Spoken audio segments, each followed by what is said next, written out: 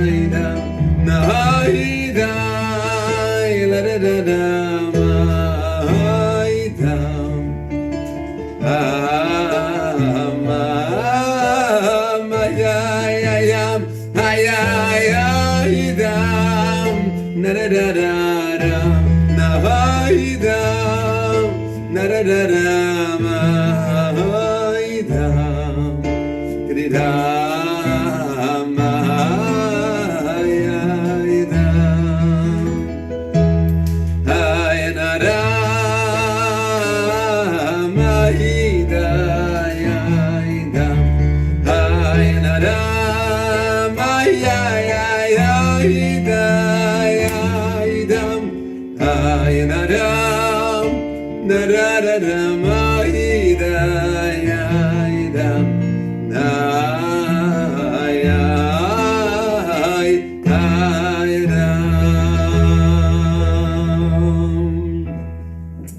was a nigun from the Rebbe Rayatz. The Rebbe, the Friedrich Rebbe, very loved this nigun. He said that this nigun reflect the darge of Beinoni, of Tanya, that always struggling. The nigun is like always, there is ma'avak, there is a war between the Yetzer of Nefesh Habamis, Nefesh Elikis. So, let's do a nigun from the Rebbe. The Rebbe told us this nigun, Hu Aleikeinu, Hu Aleikeinu, Hu Avinu, Hu Malkeinu, Maishienu, Yoishino, Vegaleno, Terai, Dai, Shanis Bekoroiv, Veyashmieno, Berachmal, Vene, Kolchaile, Moil, Hengo Altiestem, Magris, Kivreshis Li, Isilochem, Leiloikim, Hengo Altiestem, Magris, Kivreshis Li, Isilochem, Leiloikim. Ay, ay, la la, ay, ay, la la la la la la, ay, ay, ay, la la la, la la la la, ay, ay, oh, Elokeinu, oh, Vino, oh, Malkeinu, Maishienu, oh, Yoishinu, Veyigolenu, ay, ay, ay, Shenis Bekoroim. Veyashmienu, berachmal v'nei, kol chaylei moir, hengo al diasrem machdis, kivreshis li oizilochem, leiloikim, hengo al diasrem machdis, kivreshis li oizilochem, leiloikim, ay la la la, ay da yam ba ba ba ba, ay da la, ay da da, ay la la la. Ay da yam da la la la la da da la ay da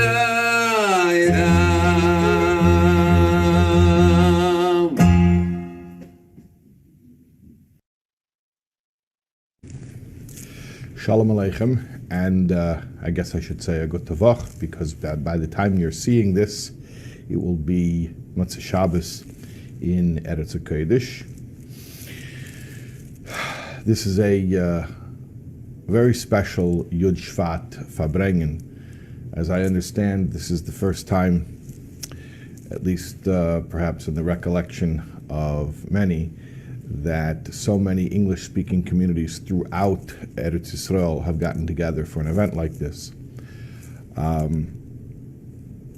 guess sort of part of the new reality is that we've been forced to make use of technology in a way never before. And so here I am in America, L'havdil, speaking to you in Eretz HaKodesh, and you in Eretz HaKodesh itself are from many different communities coming together. I just want to mention Chabad of Ramat Bet Shemesh Aleph, Chabad of Rechavia Yerushalayim, Chabad of Dolev Heichel Menachem Bet Shemesh, Chabad Anglo of Beersheva, and the Artist Quarter Minyan Chabad by the Galleries of Tzfat Ir HaKodesh. And I hope I haven't left anyone out. Those were just the communities that I know about who are involved in tonight's event. Anyways, let's start with the L'chaim.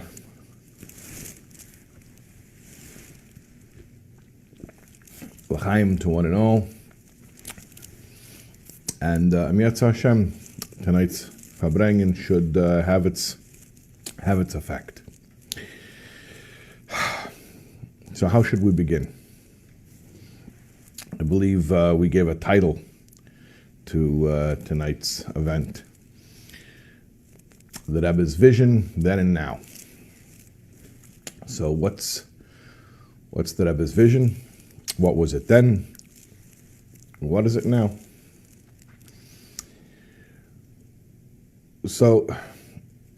let's just talk a little bit about what happened on the 10th day of Shvat, Tavshin Yud Aleph, 1951.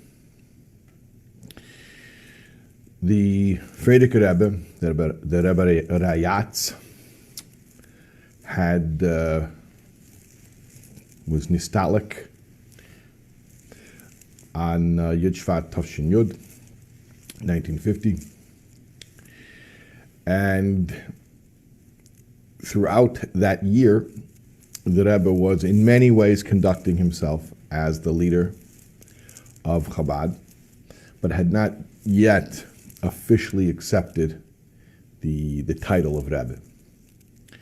And on the first Yortzeit, at the Farbrengen, on the occasion of the first Yortzeit, the Rebbe was Farbrengen all that year. There were many Farbrengens that year. So it wasn't a Chiddush that the Rebbe was Farbrengen on Yud Shvat. And of course, for Yud Shvat, for the Yortzeit, the first Yortzeit, of course it was expected the Rebbe would Farbreng, but would the Rebbe Farbreng as Rebbe? That wasn't known. And then, in the middle of the Farbrengen, the Chassidim asked the Rebbe, they demanded, Rebbe, we want to hear a mimer. So the Rebbe said the mimer, the first mimer Basi Legani. Now, when the Rebbe started, there was no mimer nigun, the nigun hachana that's usually used to prepare for a nigun, the nigun that's used to prepare for a mimer. So, and then when the Rebbe started, it wasn't really clear that Rebbe was saying his own mimer, because the first lines of the mimer is the Rebbe repeating the Frierdiker Rebbe's mimer, Basi Legani Yechesi Kala, right? But then the Rebbe started adding his own explanations and taking it to a whole new level, and it became clear that the Rebbe was saying his own mimer, and then after that, it was official. And in this mimer, and really the whole Farbrengen of Yud Shvat, Tavshin Yud Aleph, the Rebbe is describing a vision. And that vision is a radical vision. It is the ultimate vision. I mean, it's the highest stakes. You can't get any more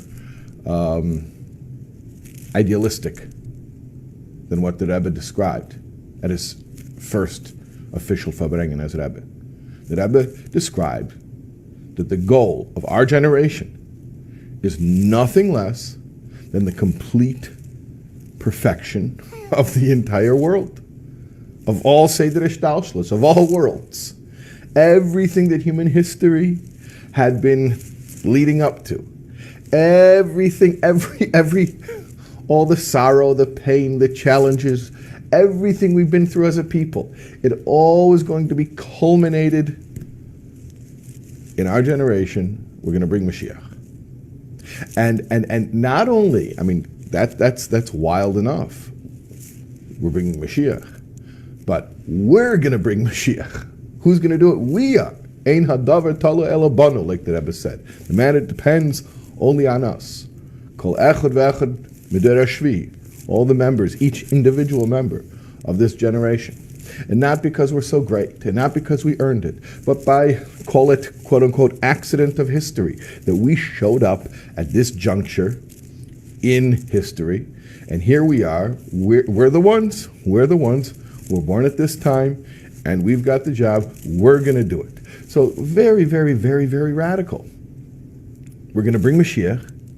Okay, that's first of all, we're going to finish the job of all generations, and who's going to do it? We. Little old you and me. I mean, it's one thing the Rebbe to say the Rebbe's going to do it, but the Rebbe said, no, from day one, you're going to do it. So, I'll ask you a question. What happened to the Rebbe on Yud Shvat Tavshin Yud Aleph? What do I mean, what happened to the Rebbe? When did the Rebbe become Rebbe? I mean, we just got done explaining the Rebbe didn't officially accept the leadership. But I'm asking a Hasidic question here. I'm asking, zwischen uns, among us Chassidim. When do you think the Rebbe really became Rebbe? Chassidim say, a Rebbe is geboren nicht geworden. A Rebbe is born a Rebbe. He doesn't become a Rebbe. The Rebbe was a Rebbe from day one. The Rebbe became Rebbe Yud Aleph Nissen when the Rebbe was born. And not only was the Rebbe a Rebbe, Neshama Klolis, from day one, but it seems even the vision that the Rebbe communicated publicly at the inaugural Farbrengen, the Rebbe had that vision too from, I guess, the Rebbe's whole life. I mean, how do we know this, by the way? There's a letter in the Igros. The Rebbe writes to Ben Tzvi, to the president of Medinat Yisrael. And of course, the title, you have a prime minister. I'm telling you, you live in Eretz Yisrael. So you have a Rosh HaMemshala, which is the prime minister, and then you have the president, the Nasi, right? What does Jackie Mason say about it? He has a line about that, right? Like every good Jewish businessman, he always has a partner, so that whenever someone wants to make a deal, he says, I don't know, I have to talk to the partner, right? So you got to have the other guy, I don't know, I got to talk to the other guy. Anyway, so the Rebbe wrote a letter to Ben Tzvi. In fact, it's interesting, the date of the letter is Yud Aleph Nissen. And it's interesting for a couple reasons. First of all, because, Yud Aleph Nissen, the Rebbe's birthday, the birthday is the day that really defines a person's mission in the world. It's the day that your soul came to the world this time around to do what it needs to do here in this world. So, a letter that the Rebbe is writing on his birthday is really, an expression of the Rebbe's purpose here in this world. It's also interesting, I said it's interesting for a couple reasons, that, Jimmy Carter called the Rebbe on his birthday on the phone, and Maskiris told the Rebbe that the President of the United States is on the phone. And the Rebbe said, tell the President that on a person's birthday, he's supposed to be misbaited. It says in the Hayemyang, he's supposed to spend time alone and to contemplate. It's a day of meditation. I can't talk to him. So, sorry, the President of the United States is calling, but I'm busy. Right? So the fact that the Rebbe took time out and he wrote this letter to Ben Tzvi on his birthday is obviously very meaningful. Obviously, it was an important thing that it was given precedence or priority to be done on the Rebbe's birthday. And it was in this letter the Rebbe tells Ben Tzvi why he's not going to call him by his official governmental title of Nasi. And the Rebbe basically says the word Nasi, to me, has very, very specific connotations. It's not just it's not a modern term. Nasi is a term that's used in Gemara, and the phrase itself, the term itself, goes back. It's of biblical origins, and it basically means a leader of the Jewish people who has no authority over him other than Hashem himself. And so the Rebbe says, look, you're an ish emes, you're a sincere person, so I'm not gonna be diplomatic with you. I'm gonna say it to you straight. I think you'll appreciate the truth. I can't bring myself to use the word nasi in a secular context like this. And I'll tell you why. And this is the remarkable part. The Rebbe shares a glimpse into his life. The Rebbe says, since the day I was brought to Cheder, and even before that, the image of the complete redemption of the Jewish people began to take form in my mind. Okay? Imagine this, a toddler, a little child, 2-3 years old, is already starting to imagine what the redemption is going to look like. And the Rebbe says, I started imagining what is this redemption going to be that is great enough and amazing enough that it'll make up for all the suffering the Jewish people have been throughout the millennia. That it'll be enough of a nechama, enough of a comfort that we will actually be able to do what the prophet says we're going to do when Mashiach comes, and we're going to say to Hashem, Eidcha Hashem Asher Naftabi, I thank you, Hashem, for the angry seeming treatment that you gave us during Golus. So the Rebbe says, to me, the term Nasi is describing the leader, meaning Melech HaMashiach, that's going to be in that time. And until such time, I'm sorry, I can't throw around words like that. That word is reserved for that time. At any rate, the point is, you see that the Rebbe's vision, that the Rebbe communicated, Yud Shvat Tovshin Yud Aleph, wasn't something that Rebbe came up with that day. It wasn't like, oh, well, you know, the Rebbe is about to officially accept leadership. He's got to have a theme, right? You got to have some type of an agenda, right? So let me sit here and think, you know, what do we need to come up with? What do we need to do? It wasn't something that Rebbe came up with that day. It wasn't even something that Rebbe came up with that year. This idea of being singularly focused on the vision of redemption was something that Rebbe had with him his entire life, since he was a small child. So I return to the question and I ask you, what happened Yud Shvat Tavshin Yud Aleph? What changed for the Rebbe? That the mission was now bringing Mashiach? The mission was bringing Mashiach long before that. For 48 years, the Rebbe was thinking about how to bring Mashiach. So that certainly didn't change just because the Rebbe officially accepted leadership. So then what changed? What happened? Hear my question. Hear what I'm saying.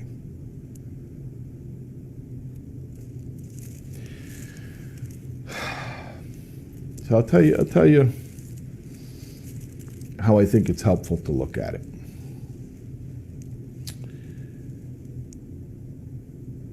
You know, Jonathan Sacks, Olav Shalom. It feels very funny to say Olav Shalom, by the way, about Jonathan Sacks. But Jonathan Sacks, Olav Shalom, he has this great line about the Rebbe. He said it at the Kinus HaShluchim. And it's really succinct and sums up one of the real, I think, major features of the Rebbe's style of leadership. And I'll just tell you what Jonathan Sacks said. He said, good leaders make followers. Great leaders make leaders. Right? The Rebbe was a great leader. The Rebbe made leaders. I'll tell you even more. I'll say it perhaps in a little bit more of a radical oifen. Throughout history, we had Rebbes, and the Rebbes had Chassidim, and came the Rebbe, and the Rebbe made Rebbes. The Rebbe made Rebbes. What I mean to say is the Rebbe took regular people, individuals, and lifted them up to the level of a Rebbe.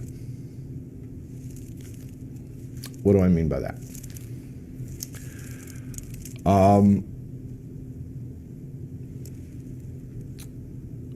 Once upon a time, it was enough for each individual Jew.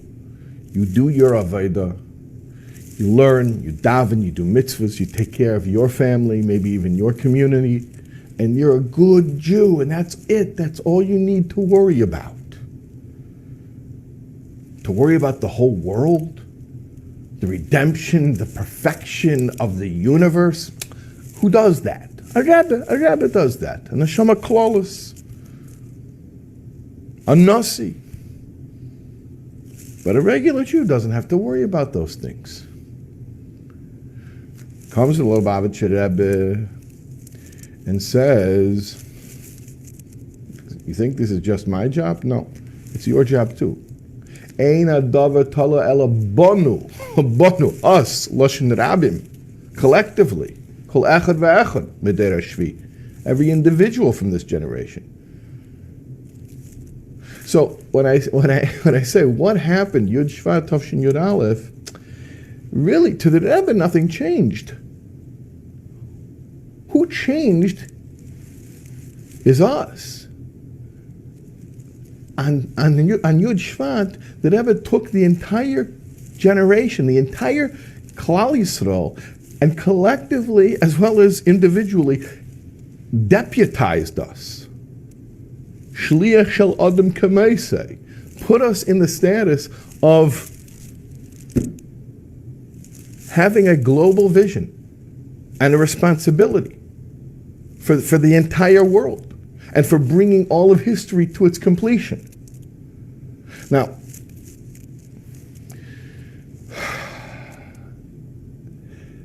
you could ask why that was never done before. Why was the Rebbe the first one to do it? Okay, and I don't know if I can answer that. What I do know is that, why was Chassidus revealed when it was revealed?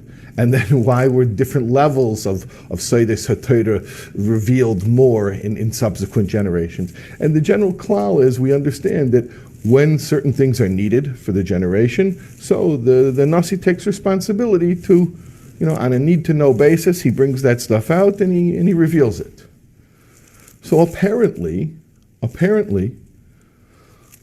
at this juncture in history, this final phase, the last thing that needed to happen was that we all needed to be brought behind the scenes, so to speak, into the war room, where they have the maps and everything, like Moshe Meislish when he was spying for the Alter Rebbe, and he was in the war room with Napoleon was looking at the maps, how they're going to invade Russia and all that stuff. Okay, once upon a time, a chassid was a soldier. He's at the front line. He gets his orders. He doesn't have any idea what the battle plans are. He doesn't know battle plans. He just knows you stand there, you point your gun, you shoot. And that was enough. That was enough. Comes the Rebbe and says, come on in. I'm going to show you the battle plans. I'm going to explain to you the strategy. And I'm going to ask you to innovate. That was never done before. What do I mean by this?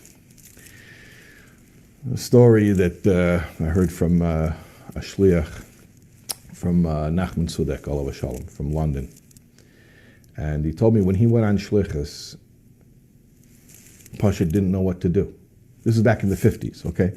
So this is early shlichus. This is, a few years after Basar Lagani, a few years after the inaugural Farbrengen, So nowadays, a younger man goes on shlichus, and before he even gets to his Makam HaShlichus, he already has his logo and his letterhead, and he knows the first 3 years of Purim parties, what the themes are going to be, and he has the decorations already in storage, because everything is, it's a paved path. He knows what's going to happen because, thousands before went, and it's more established. But Nachman Tzudek goes on shlichus. He didn't know what he's supposed to do, so it's very funny.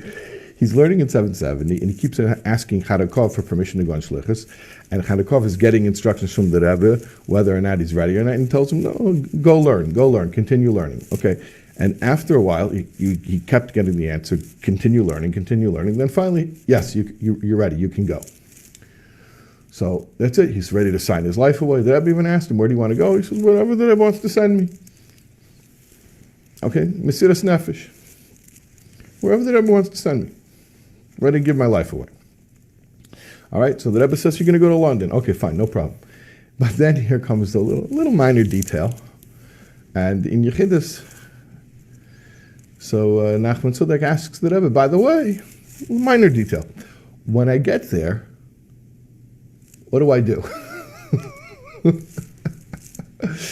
It's beautiful because he's giving away his entire life. Wherever the Rebbe wants to send me, where do you want to go? Wherever the Rebbe sends me, right? And then he doesn't even know what he's signing up for. Okay, and it's a beautiful thing, that level of Mesiras Nefesh.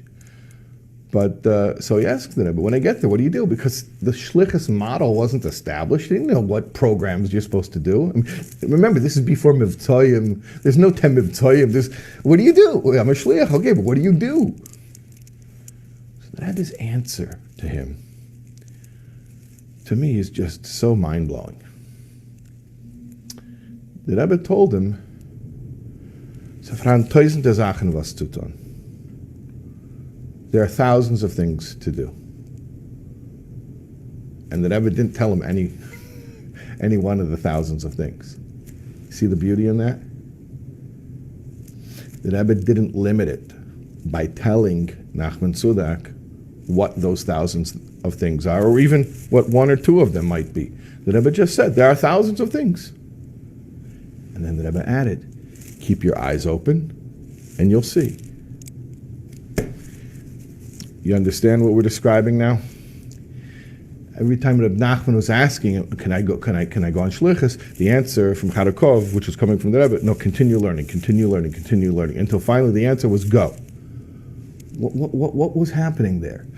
Learning doesn't just mean, sitting in a holding tank, right? Sitting in the freezer, right? We're sitting in the yeshiva, you're just learning, because we got to have a place to put Bachram. It's a warehouse for Bachram. Chas v'shalom. Learning means, Tanya, Perikei of Tanya says, Limud HaTorah is mazain, it's food. Why? Because you eat food and becomes your flesh and blood. When you learn Torah, it becomes you. So you sit and you spend an hour learning Torah, it's not just the hour that was well spent. No. And it's that too, because any time you spend doing a mitzvah is time well spent. But Torah has an additional effect, which is the after effect.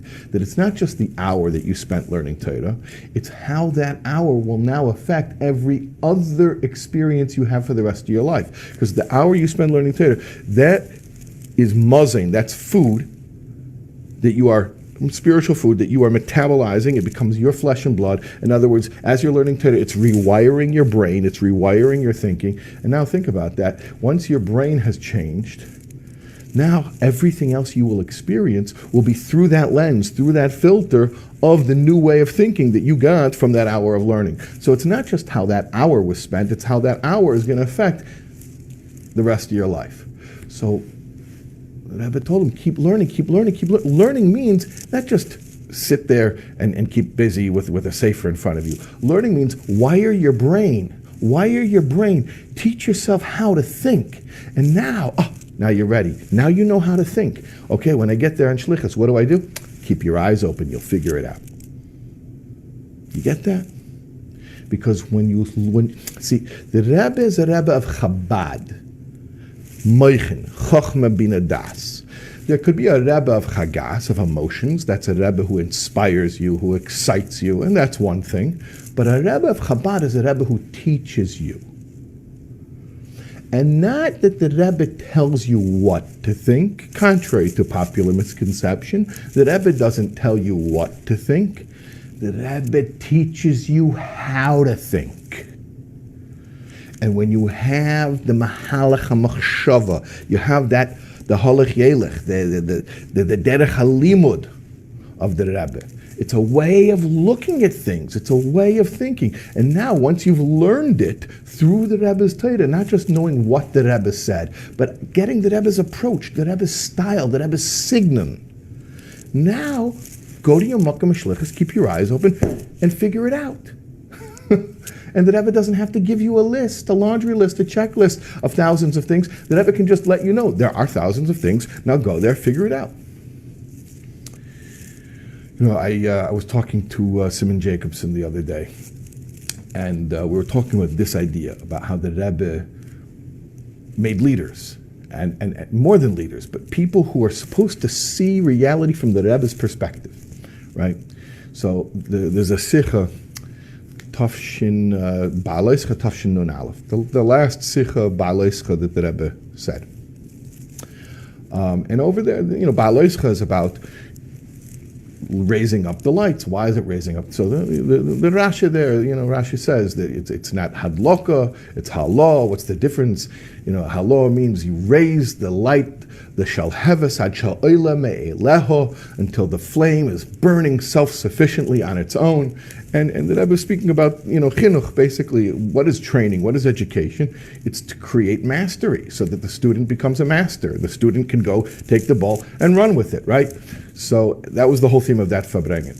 So Simon Jacobson tells me he's writing up the Hanacha, And there was one part where they couldn't exactly figure out what pshat was, and they felt bad to not finish the hanacha, but they really couldn't decide. There were two ways of interpreting a particular line, so they wrote both ways, and they sent it into the Rebbe with a request that the Rebbe should show them which of the two ways is the correct way, right?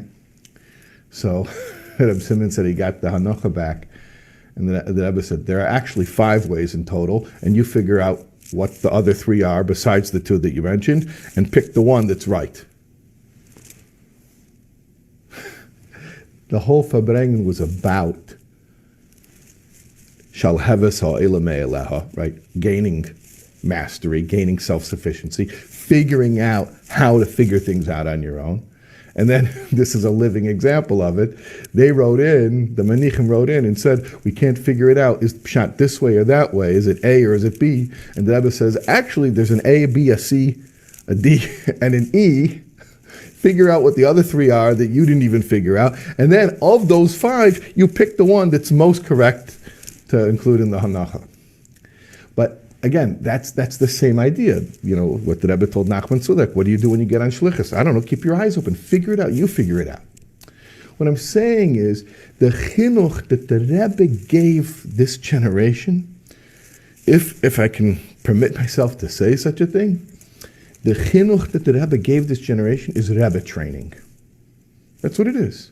The Rebbe trained Rebbes how to look at the world from the Rebbe's perspective. And the Rebbe spoke about this in many, many different ways. Like, for instance, after 40 years from Yud Shvat, from the Istalkus of the Frierdiker Rebbe. So the Rebbe was Farbrengen about the Maimer Chazal. You know, it says about it takes 40 years to understand your Rav. Right? It says Lekoy in the Shadaiti the Rabbi Adar Boyim Shnin. So again, Lekoy means to stand up. So standing up means not just you can repeat. You can chazer over what the Rebbe said. But to stand up means that you get the approach until it becomes your approach. And not just the de'osav shel rabbi. Daitoi de rabbi. What's the difference between de'os and das? De'os means that you can quote the Rebbe's opinions on different things. Das means the Rebbe's mind. That the person is actually able to mind meld, kaviyachol, with the Rebbe, so that through learning the Rebbe's Torah, you're able to think the way the Rebbe's taught you how to think. Yep. I'll give an example. I give it like a very pashut example, but what I mean by the Rebbe taught us how to think. You know, if you ask a Lubavitcher, what do you think about Land for Peace? Okay. Well, maybe, you know, talking to this crowd here, it's very negeya, you know, maybe it's on a practical day-to-day, you know, in your practical day-to-day life. Mesiras Hashtachim is not a theoretical concept. It's something that affects you in your day-to-day life. But imagine you ask some Lubavitcher living in Los Angeles, okay? And you ask him, what do you think about Land for Peace? Should his response be, well, I don't know, maybe it could work, but I'm a Lubavitcher, and the official policy of the Lubavitcher Rebbe is it doesn't work. So therefore, I say it doesn't work. Should that be his response? Or, because the Rebbe spent thousands of hours of his holy time explaining it as a milsabet time, you know, the Rebbe could have just gotten up and said, guys, this is the policy, that's it. No one would have questioned it. But the Rebbe spent thousands of hours of his holy time explaining it logically, why it works this way and why it can't be any other way, right? So if you'd ask a young man, what do you think? Land for Peace. Should he say, well, the Rebbe says it's not good? Don't quote the Rebbe to me. Don't quote it as if you're distancing yourself from it. The Rebbe gave time. The Rebbe gave energy to teach you to understand it. It should be your opinion. So if I ask a Lubavitcher young man, what do you think about Land for Peace? He shouldn't have to quote the Rebbe and say, well, the Lubavitcher Rebbe said. Don't tell me the Lubavitcher Rebbe said. The Rebbe taught you how to look at that issue. So I mentioned before that the title of this Farbrengen is the Rebbe's vision. What does the Rebbe's vision mean? The Rebbe's vision means that the Rebbe taught us how to view things. That's what a vision means. I think it was Helen Keller who said, "What's worse than being blind? Having sight but lacking vision." Okay? What does vision mean? Vision is not with einei basar. It's not physical sight with your fleshly eyes, right? When the Rebbe told Nachman Sunek, when you're going to get to London, you'll be on shlichus, keep your eyes open. What do you mean, keep your eyes open? For that matter, let me ask you, when the Rebbe was speaking about Mashiach, right? When the Rebbe was speaking, the last sichas in the last years, and the Rebbe was speaking about Mashiach, and the Rebbe said that you can see Geula already, madaf ufafen in the egen. You have to open your eyes. What did that mean? You have to open your eyes. Physically, you have to open your eyes. You have to open your eyes means the Rebbe didn't just give us orders. I'm saying he didn't just give us orders. The Rebbe also gave orders. The heroes of the Rebbe, of course, the Rebbe gave orders. But the Rebbe didn't just only give orders. It wasn't just talking to soldiers on the front line saying, stand there, point the gun that way, and shoot in that direction. I told you from the beginning, the Rebbe took us into the war room with the maps all laid out and taught us strategy. He brought us to West Point, and he taught us military strategy. And not only he showed us the strategy, but he even said, maybe one or two of you will figure out a strategy that I didn't tell you.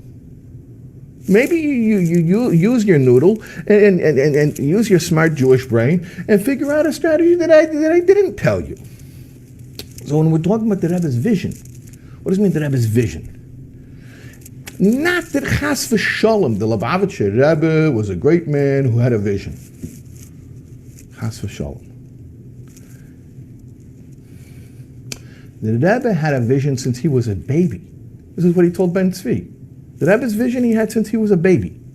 That's not the point of Yud Shvat. The point of Yud Shvat is not to say there was a great Jewish leader called the Lubavitcher Rebbe and he had a vision, right? I have a dream, right? We just had, you know what you guys remember from, you know what Monday was, okay? Chas v'Shalom to say that the Lubavitcher Rebbe was a great man, he had a great vision. On Yud Shvat, the whole point of Yud Shvat is that the Rebbe transferred his vision to us. The Rebbe gave us his eyes. You know, sometimes you hear people talk about the Yechidus with the Rebbe, or even dollars with the Rebbe, and being struck by the Rebbe's eyes, the Rebbe's blue eyes, looking into the Rebbe's eyes, being transfixed on the Rebbe's eyes. A lot of Chassidim didn't even want to look right at the Rebbe. So more often when you hear those stories about the blue eyes, it was not Chassidim. I know Rabin talked all about the blue eyes, right? As Chassidim, though,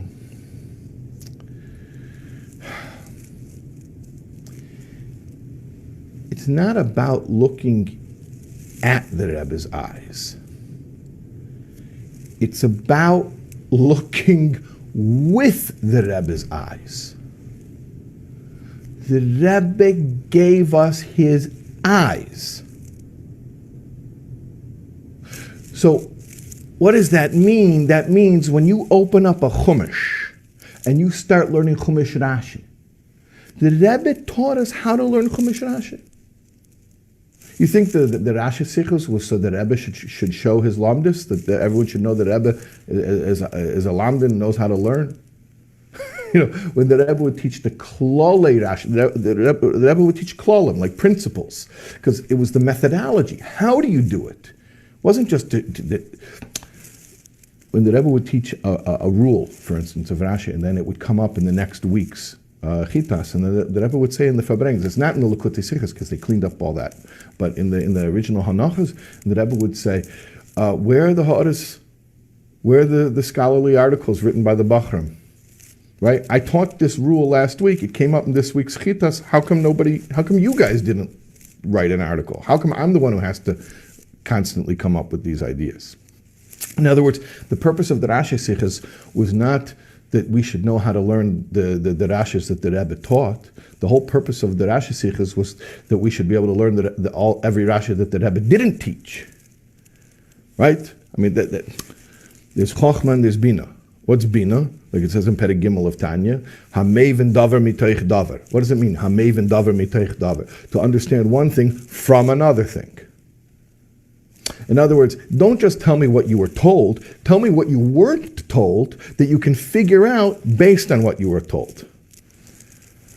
You know, they say there are two kinds of people in this world. One type can extrapolate from incomplete data. That's the joke. You get it? It's a nerdy joke. Okay, fine. Right? Two types of people in this world. One type can extrapolate from incomplete data, and then you don't finish it, right? What's the other type? You go extrapolate from incomplete data. Anyways, the point is, you'll laugh on the way home after you. The point is, not to tell me every Rashi that the Rebbe taught. Tell me the Rashi that the Rebbe didn't teach, but using the klolim, the rules that the Rebbe taught. You know, the Rebbe spoke about this idea also. Rebbe Meir, the Tana, he went to Rebbe Shmuel and he learned the entire Torah Sheba'al Peh. And then afterwards, he took Rebbe Akiva as his Rebbe. Now, let me ask you a simple question. If Rebbe Shmuel taught Rebbe Meir the entire Torah Sheba'al Peh, then what did Rebbe Meir need a Rebbe for? What did he learn from Rebbe Akiva? Rebbe Shmuel already taught him everything he knew. So there was nothing more left to learn from Rebbe Akiva. And yet, the Gemara says that Rabbi Muvhak was Rebbe Akiva. Meaning the main rabbi of Rebbe Meir was not the man who taught him everything he knew. It was Rebbe Akiva. What did Rebbe Akiva even give Rebbe Meir if Rebbe Meir already knew everything from Rebbe Shmuel? So the Gemara says that from Rebbe Shmuel, Gama Gemara. From Rebbe Akiva, Savar Svara. What does that mean in plain English? From Rebbe Shmuel, Rebbe Meir learned all of the Mishnah. He learned everything, the whole Torah Sheba'al Peh. From Rebbe Akiva,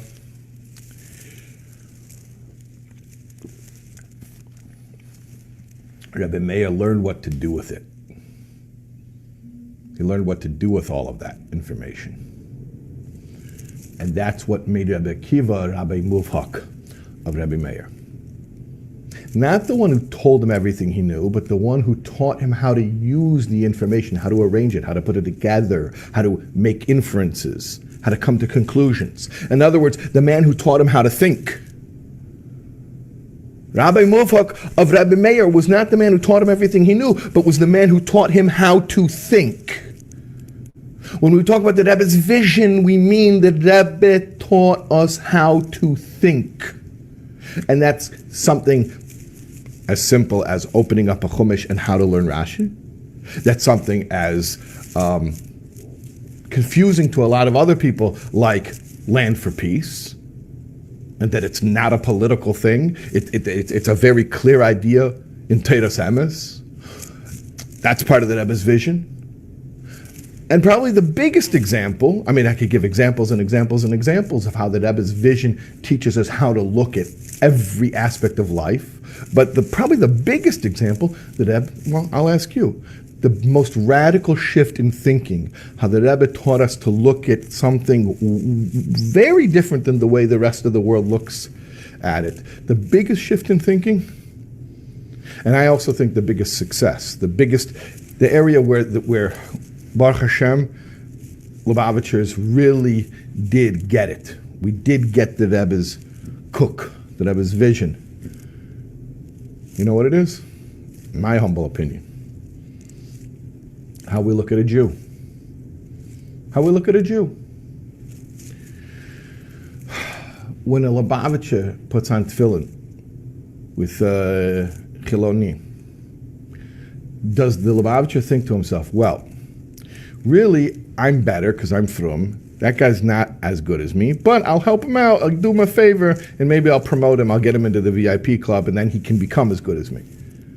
The Lubavitcher think that? I'm telling you that. I mean, I have friends who are not Lubavitch. They don't believe that we don't even think that. No, you don't say it because it's not polite, but of course you think it. And I try to tell them, no, we don't even think it. When a 15-year-old Lubavitcher Bacha goes on Mivtzoyim, and he's asking adults, excuse me, sir, are you Jewish? Would you like to put on tefillin? He doesn't think for a second, not for a second, that the guy with the tattoos and the piercings that he's putting tefillin on is one drop less Jewish than he is. Doesn't even occur to him. Why? Because the Rebbe gave us his vision. When the Rebbe looked at a Jew, the Rebbe saw neshama. That's it. And mitzad the neshama, a Jew is a Jew is a Jew is a Jew. There are no, forgive me for the commentary, and I hope I'm not out of line for saying it, but I want to speak to this audience. You're in Eretz Yisrael, and you know one of the big issues, social issues that really plague society in Eretz Yisrael especially. It's not miyuchad to Eretz Yisrael, but you definitely see it as a part of life, is the fragmentation between religious and not religious, and then even within religious, the different camps and the different communities. And the idea that a Jew is a Jew is a Jew is a Jew, why is that something that every Lubavitcher basically gets intuitively? Because the Rebbe taught it to us. The Rebbe ingrained it in us. And if you learn a sikha, if you learn the Rebbe's perspective on Avos Yisrael, if you learn the Rebbe's description, what is a neshama, what is Jewish identity, what is the essence of a Jew, it just changes your whole brain around. It changes your whole wiring. It changes your thinking. So you look at a Jew differently. You understand what I'm saying? It's not just we treat Jews differently. That's only levushim, that's behaviors. I'm saying it's much deeper. We see Jews differently. We see Jews differently. Why? Because we got the Rebbe's vision of how to look at a Jew. And what I'm saying is that's what happened Yud Shvat. What happened Yud Shvat is that the Lubavitcher Rebbe took his vision that he had since he was a little child, and he gave it to us. It was a process. It took years. The Rebbe was developing in the sichas, the farbrengens, the letters, Maimorim, all through the decades. But the Rebbe succeeded in getting his vision to us. There's a Hayemye. It says that once upon a time, in the old days, the Rebbe's gven elend, and Chassidim zayin gven elend. That the Rebbe was lonely and the Chassidim were lonely. But Chabad came, and what was it? Mechadish? Was hot Chassidus Chabad ufgetan? What did it innovate? As the Rebbe is nicht elend, Chassidim zayin nicht elend. The Rebbe is not alone. Chassidim are not alone. What does that mean? We're not alone. What does it mean that they were alone? What does it mean we're not alone? What does Chabad have to do with changing it from being alone to not alone? So let me tell you something. Imagine you are a unique person. I mean, we're all unique, but imagine you are the person, the only person in the world who sees what you see. Imagine you are the Nasi. You are Neshama Klalis. You are sent to this world not for your personal mission, but your personal mission is for the klal, is for the world. And you see from one end of the world to the other, and you see it clearly and vividly. Imagine you're the Rebbe. Who do you talk to? Who do you communicate those ideas to? Who can you teach that perspective to? It's like in the Rambam. We learn Rambam every year, right? And in the Hilchos Deis, it talks about or in the Hilchos Yesodei HaTorah, Hilchos Yesodei HaTorah talks about the Maaseh Merkava, right? The Merkava was only taught by one person to another person who already understands it on his own, right? So basically, a Rebbe teaches a Rebbe, right? That was it. There were certain things throughout the generation. One person in a generation got it, and he taught it to the guy who was his, successor. And that was it. And it wasn't because you had to be a giant. You had to be, a unique person to get that stuff. Why? Because you're talking about stuff that's so lofty, that's so godly, that's so infinite. There wasn't a language for taking those ideas and communicating them to regular people. And therefore, how do you think that person felt? I mean, is it okay to humanize it for a second? How do you think they felt? How would you feel if you were the person who saw everything vividly? All the problems as well as the solutions, what needed to be done, and how urgent it was, and you saw it acutely, you saw it vividly, but you saw something so lofty, so beyond the normal human experience, that there wasn't even language for you to communicate it to one other soul in the entire world. It's very lonely. Very, very lonely. So the Rebbe was lonely. But came Chassidus Chabad. What did Chabad do? Chabad takes ideas that used to be strictly the domain of Emunah, things that you couldn't understand, you had to just believe in because they couldn't be understood, right? The floor of faith is the ceiling of intellect. Wherever the intellect gives out, that's where faith begins. So there used to be ideas that, I'm sorry, you just can't understand them. Obviously, kol chad lefi shuri delay. It's relative.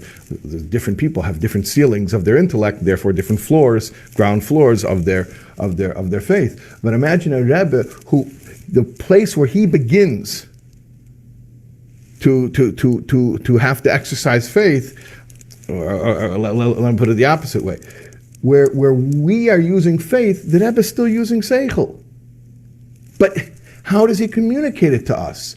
There wasn't a language. There was no way for the Rebbe to communicate that. Came Chassidus Chabad, and what was the chiddush of Chassidus Chabad? Is to be able to take concepts that used to be strictly the domain of faith, and Chabad gives a language to be able to discuss the infinite in terms of the finite. Through mashalim, through examples, through mibsari echseleka, by relating it to human psychology and human experience. There's a whole system for it. It's a language. But Chabad takes the unknowable and makes it knowable. That's what Chabad means. What do you think the Chabad part of Chabad means? So now the Rebbe is not lonely anymore. What happens? The Rebbe has a way, through his Maimorim, through his teachings, of describing to us what he sees. Not just that the Rebbe says, I see something and I don't have words for it, but just believe me what I see and it's great. No. The Rebbe is able to explain to us what he sees, and that's what the Rebbe did for 40 years. He spent his time, what do you think the Rebbe spent most of his time doing? Limud Torah. Torah. The Rebbe was learning and teaching, teaching us how to see the world with his eyes. For 40 years. And now it's a different reality because we have the Rebbe's eyes. That's the power, and it's all through the Torah of the Rebbe. Yes, we're inspired by the Rebbe's example, and we're obviously there's a certain Hisaydus we have from the Rebbe's Kedusha, the Haflah, and all of those things. But Be'ikar, the relationship is that the Rebbe taught us and teaches us, continues to teach us. Likutei Sichos is the book that gets smarter every time you read it. Doesn't matter how many times you've been through Likutei Sichos, every time you go through it again, it's a new sefer. It teaches you something new. Especially if you use the ha'aras, the footnotes. I encourage everyone to learn Likutei Sichos and look up the footnotes, and you'll become a Baki B'Shas just through the footnotes of Likutei Sichos. The Rebbe is teaching us how to see life. And that's why it makes sense. There was a letter that the Rebbe wrote right after Yud Shvat, right after the Histalkus of the Frierdiker Rebbe. The Rebbe wrote to the Chassidim, who were grieving. They were in mourning. And the Rebbe says there a powerful sentence. Geidel hatshuka lehiskashrus the intense yearning that one has to be connected to the Rebbe, and a yochel lahasbiya, is impossible to satiate, rak, unless only exclusively kasher loimed maimore achsidus she'omer rav, when you learn the maimorim of the Rebbe. Why is limud teiraseh the ikar hiskashrus? Why is learning the Rebbe's Torah the main connection? But it should make perfect sense now. Because what is the novelty of this relationship?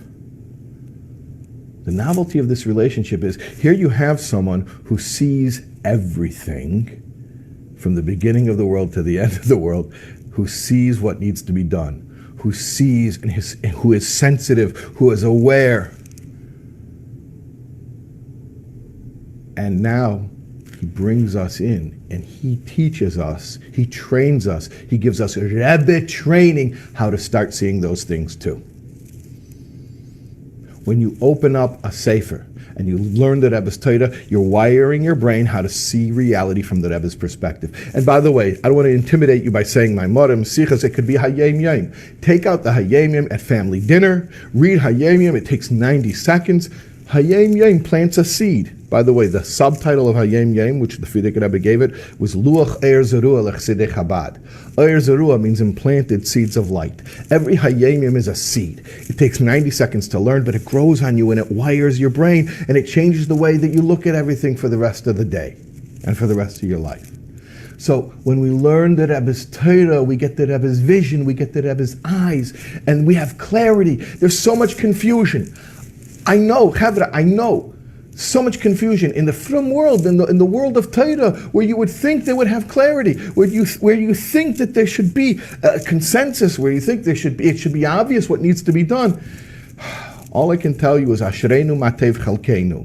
The Rebbe had a clear vision from day one, and by day one I don't mean Yod Shvat when the Rebbe officially accepted the Nesias. I mean from day one, from the moment the Rebbe came, from the Rebbe's neshama coming to this world for his mission. The mission was the same from day one. A Rab bringing the Shechina Lamata down here in Elam Hazeh to bring Hashem's presence back to where it was, where it wants to be. That was the Rebbe's vision, singular vision from day one. Yud Shvat, Tafshin Yud Aleph, all that happened was we were brought into that vision. And when we learn the Rebbe's Torah and we digest it and we live with it and we think it, we chazer it over and we say it in our own words, very important, say it in our own words, talk to your kids about it, have conversations, real conversations, a dialogue with questions, with answers, with I don't know, I have to go look that up. When the Rebbe's Torah becomes really real to us and it becomes our vision and our way of looking at things, then you know what's going to happen ultimately? We're going to open our eyes and we're going to see the fulfillment of that vision.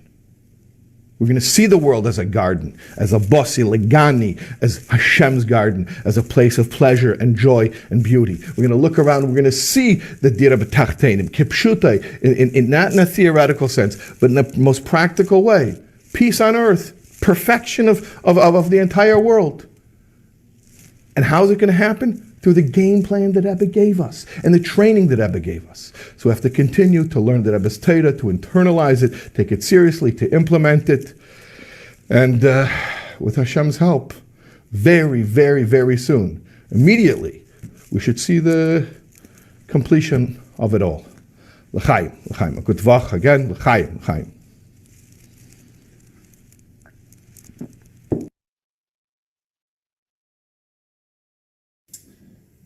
So again, a good tevoch, and let's end this special for bringing with the emunah and tzipiyah to Moshiach. Sheibone beis hamikdash b'meheiro v'yomeinu v'sen chalkeinu b'seir v'secha. Na yehi rotzoin yehi Rotzoin Yehi Rotzoin Yehi Rotzoin milfonecha Hashem Eloi Elokeinu Veloikei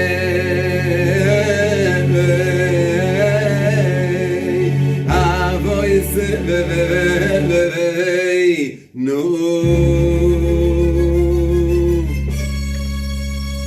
Na Yeshei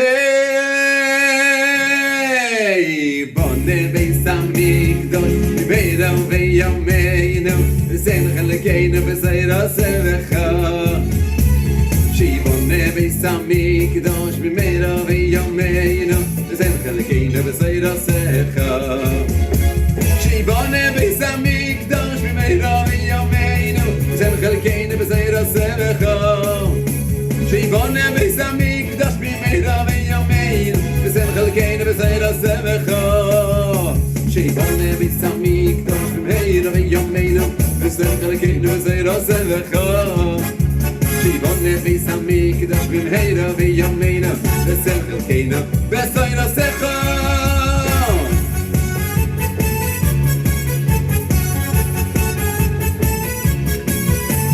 We want Mashiach now, we want Mashiach now, we want Mashiach now, we don't wanna wait.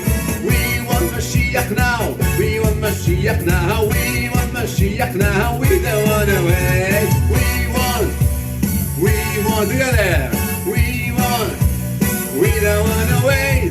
We want Mashiach now, we want Mashiach now, we want Mashiach now, we don't want to wait. Hagut Tov, Hagut Yom Tov.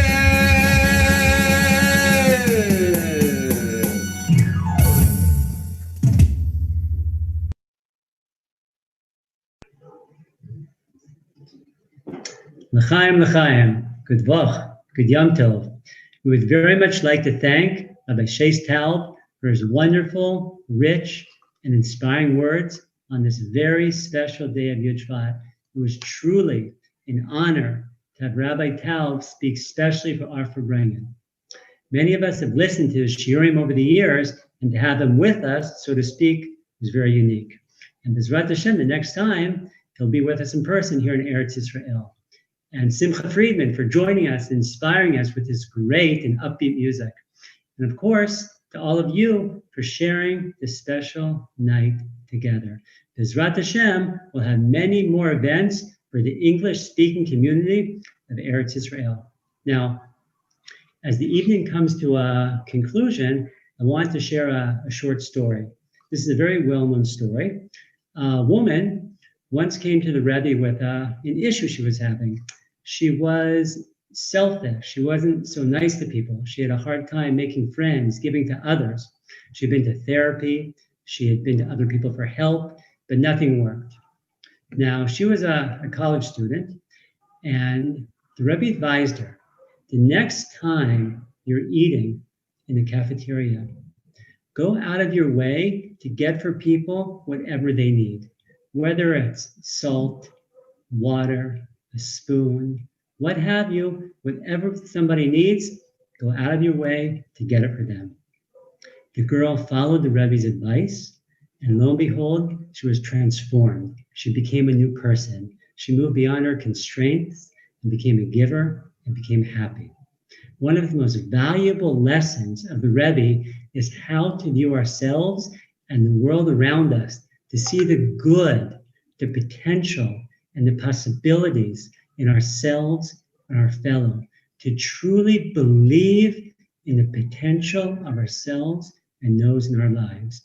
And B'ezrat Hashem, through continuing to follow in the ways of the Rebbe with unity and Ahavas Yisrael, may we merit the coming of Mashiach, Tekef, Miyad, Mamash. Good Yom Tov.